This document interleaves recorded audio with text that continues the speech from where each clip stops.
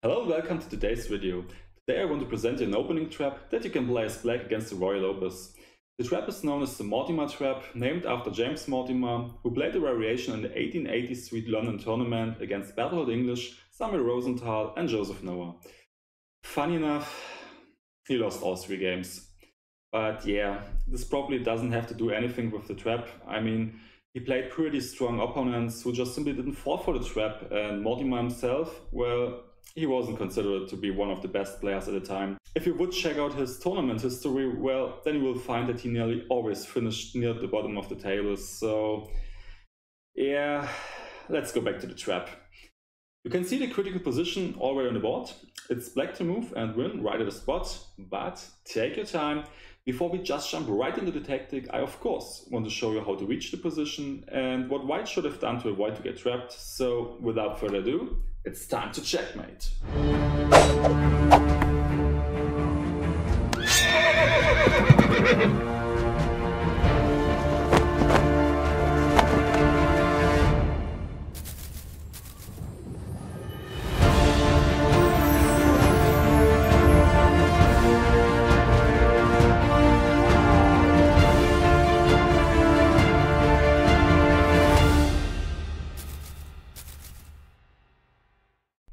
So the game we are following is a game between Zuralev and Roy set into place in 2008.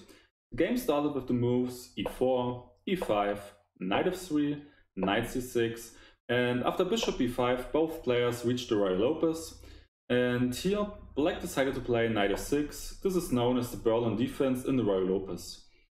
Here white has some options. In the game white decided to play the move d3. This is the second most common move in this position. I just want to show you shortly the most common move in the position, and this is castling.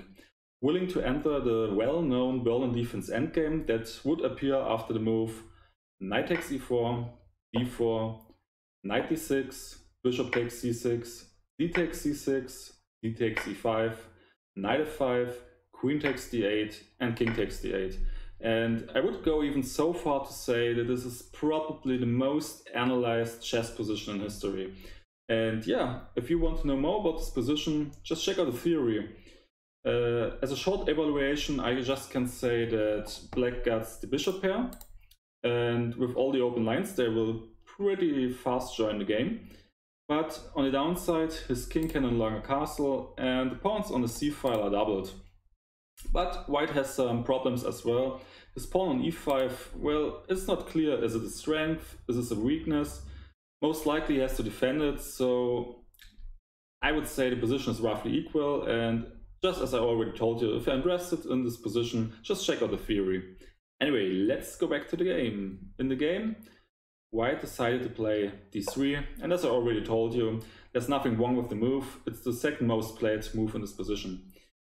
And here, black played a kind of rare move. He played the move knight to e7.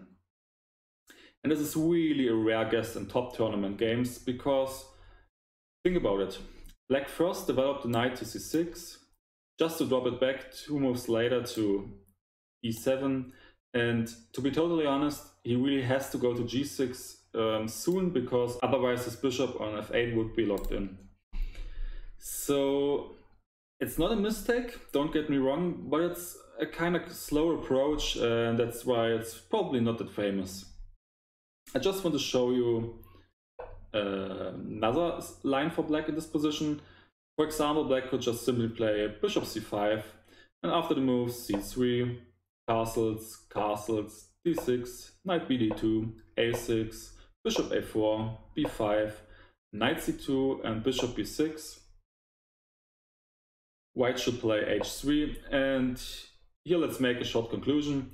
Well, white's plan is to play the rook to e1 and then reroute the knight to f1, g3 to gain control over the f5 square, and black's plan is to push d5.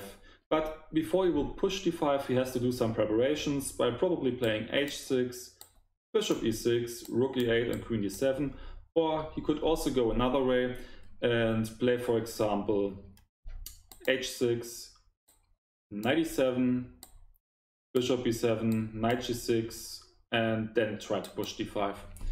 So yeah, there's still a lot of play in this position, and I would say it's roughly equal with chances for both sides.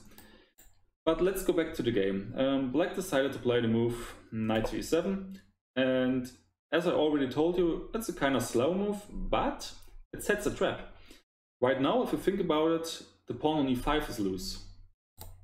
And in the game, white fell for the trap and took it. What will happen in this position I will show you shortly, but before we will come to the trap, I of course have to show you how to avoid the trap. And the best move in this position for white would have been castling. And after, let's say, c6, knight a4, bishop a4, knight g6, protecting the pawn on e5, rook e1, bishop c5, c3, d6, knight b to d2, castlings. Well, we reached a position that is roughly equal. White's plan again is to reroute the knight to f1 and g3 to gain control over the f5 square, and black most likely will drop back the bishop to b6 and then start pushing the d5 pawn. So yeah, it's a position with chances for both sides, so let's go back to the game. In the game, white took the pawn on e5, and this is a mistake. And yeah, I would advise you to pause the video and try to figure out what black's best move is in this position that wins white the spot. So I'll give you 3 seconds to pause your video if you need to.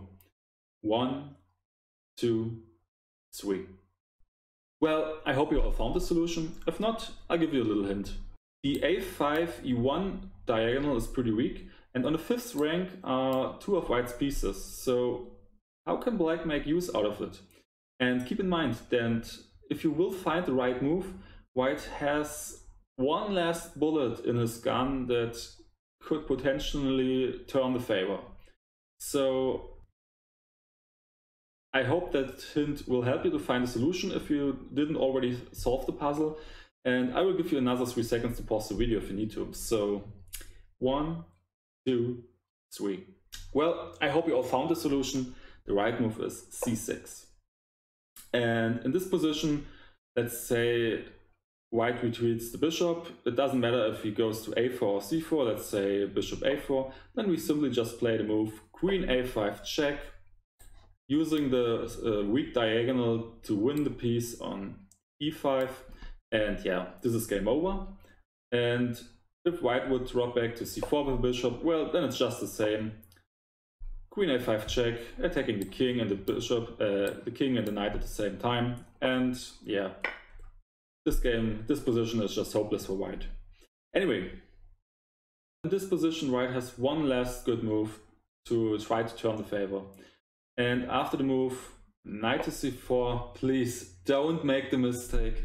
Don't take the bishop on b5. Because then, I mean, it's beautiful, but for real, it's so unnecessary. It would be made on d6. Yeah, it looks beautiful, but really it would be kind of embarrassing to lose a game that way, wouldn't it? So yeah, instead of taking the bishop, you have a better move. And for example, you could play d6. And now it's not so easy. What should white do? Let's say he retreats with the bishop. Well, then you push b5, attacking the knight and the bishop at the same time. And after, let's say, knight takes d6, queen takes d6, bishop b3, and knight to g6, you're up a piece against 2 pawns, and, well, a good player should be able to win the game easily. I just want to show you one last line in the opening trap. And in this position in the game, white played a move knight to c3. And here, black took the bishop, nothing wrong with it. White took it back with his knight. And now black should have played the move knight to g6, protecting the f4 square so that the bishop can no longer come to f4. In the game, black played the move knight to c6, and after bishop f4 and knight to e5, well, he found himself in a little bit of trouble. Even if he's up a piece, white managed to gain some counterplay, and in the end he won the game, as you can see in the results. So just keep in mind that if white should play it that way, then you should just play the move knight to g6, and yeah, then you're absolutely fine. So I hope you liked today's video. I hope you learned something. If you did, Please let me know in the comments and don't forget to hit the like and the subscribe button. So see you next time when it's again time to checkmate.